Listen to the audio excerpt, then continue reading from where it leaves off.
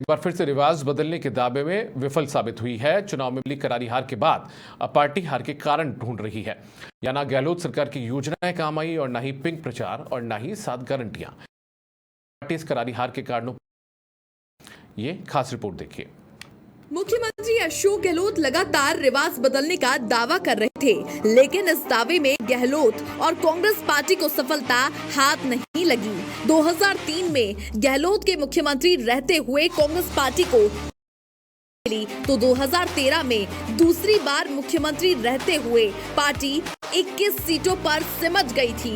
2018 में तीसरी बार सीएम बनने के बाद गहलोत ने इस बार योजनाओं के दम पर सरकार बदलने का दावा किया, लेकिन तीसरी बार भी गहलोत के सीएम रहते पार्टी 69 सीटों पर ही पहुंच सकी। ऐसे में अब पार्टी इस चुनावी हार के कारण है।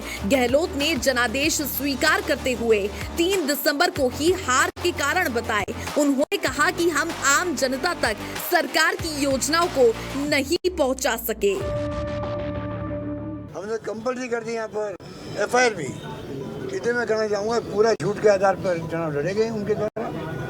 कुछ तो कामयाब हो गए कि ध्रुवीकरण कर दिया, और जब ध्रुवीकरण होता है चुनाव में, तब लोग ना स्कीमें देखते हैं, ना कानून देखते हैं, ना गारंटी देखते हैं। कांग्रेस की करारी हार को लेकर राजनीतिक विश्लेषण अलग अलग कारण। एक तरफ सिटिंग विधायकों की नाराजगी, तो वहीं दूसरी तरफ पार्टी की गुटबाजी को भी प्रमुख कारण माना जा रहा है।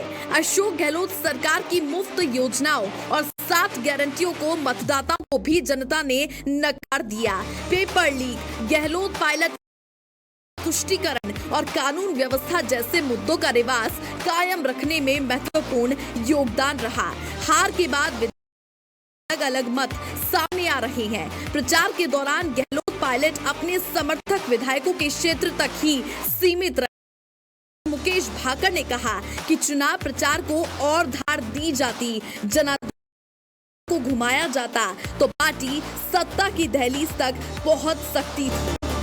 चुनाव को हम लोग किस व्यक्ति को जिस तरह से कैंपेन चला, उसमें कहीं ना कहीं कमियां रही। हम जिन लोगों को जनाधार था, उनको और ज़्यादा हमें लोगों के बीच घुमाना चाहिए था। मीटिंगें होती और हम लोग चुनाव को कंट्रोल करके अगर चुनाव लड़ते, तो मैं समझता हूं कि और ज़्यादा अच्छे नतीजे इस बार राजस्थान में आ सकते थे। और लेकिन फिर भी जो वोट शेयर कांग्रेस पार्टी का है, वो एक संतोषजनक है। कहाँ कमियां रह गई, उन पर हम अभी अंदर हमारी मीटिंग है पार्टी का, जो ऊपर का जो हमारे प्रभारी आ रहे हैं। तो मैं समझता हूं कि हर बार हम लोग हार के बाद अगर समीक्षा नहीं करें, चीज़ें पार्टी के लिए, सभी लोगों के लिए ठीक नहीं होगी। सहयोगी दल आरएलडी से विधायक सुभाष गर्ग का मानना है कि ना पार्टी हारी है और ना ही मुख्यमंत्री सिटिंग विधायकों की नाराजगी के चलते ये हार हुई है। देखिए, ये कांग्रेस नहीं हारी है और ना ही मुख्यमंत्री हारा, व्यक्ति हारा है। जो भी सीट हारा है वो व्यक्ति जिम्मेदार है, जो भी एमएलए या मंत्री जो भी रहा। मैं तो भी मानता हूँ एंटी इनकम्बेंसी सरकार की नहीं है, खुद की जो एंटी इनकम्बेंसी है वो काम करती है। लोकेश शर्मा कह रहे हैं मुख्यमंत्री की हार रही है। लोकेश शर्मा की तो औकात ही क्या है, ये तो दुर्भाग्य है। हार के कारणों पर मंथन के लिए कल दिल्ली में कांग्रेस हाईकमान ने राजस्थान के नेताओं की बैठक बुलाई है। इस बैठक में हार के कारणों पर ही पार्टी आगे के नेतृत्व पर भी फैसला करेगी।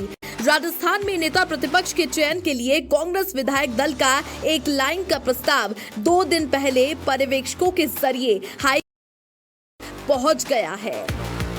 नेता प्रतिपक्ष की दौड़ में सचिन पायलट, हरीश चौधरी, गोविंद सिंह डोटासरा, महेंद्रजीत सिंह मालवीय जैसे नाम प्रमुख है। वहीं पर उपनेता प्रतिपक्ष की बात की जाए तो राजेंद्र खान, ब्रजेंद्र ओला, श्रवण कुमार, दयाराम परमार, टीकाराम जूली, मुरारी लाल मीणा, नरेंद्र बुड़ानिया के नाम प्रमुख है।